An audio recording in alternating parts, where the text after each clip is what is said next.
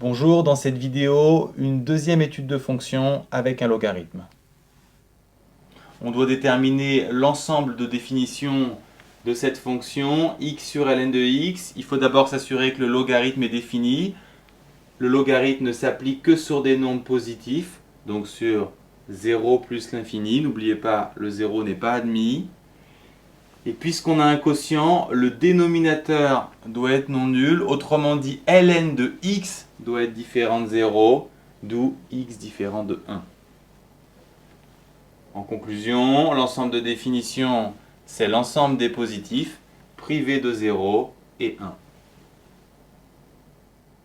Pour obtenir les variations de f, il faut sa dérivée, et pour ça on s'intéresse à la forme globale qui est évidente, c'est u sur v. On précise uv et leurs dérivées respectives.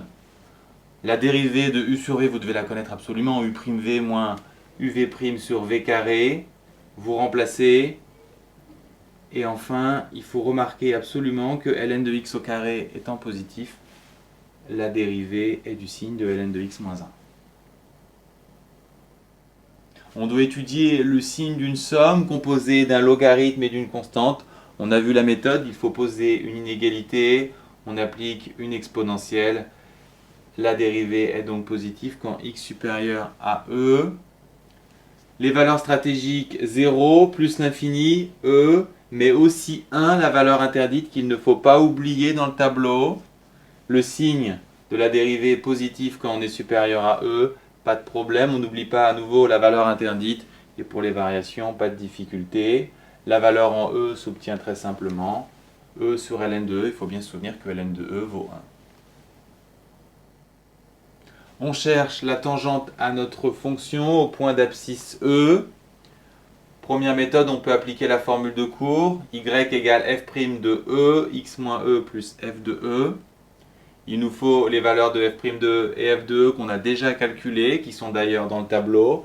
F' de E, c'est 0, f de E, c'est E, d'où l'équation y égale E. Deuxième méthode, vous pouviez remarquer que dans le tableau de variation, vous avez un extrémum en E, un minimum plus précisément. Qui dit extrémum dit tangente horizontale, et on a d'ailleurs la hauteur de cette tangente horizontale qui est E, donc on a y égale E, vous précisez ça avec une petite phrase.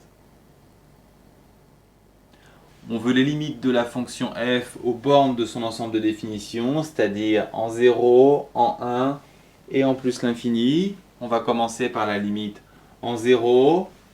Quand x tend vers 0, le numérateur tend vers 0. Le dénominateur ln de x va tendre vers moins l'infini. 0 divisé par moins l'infini. Ce n'est pas une forme indéterminée, ça fait 0.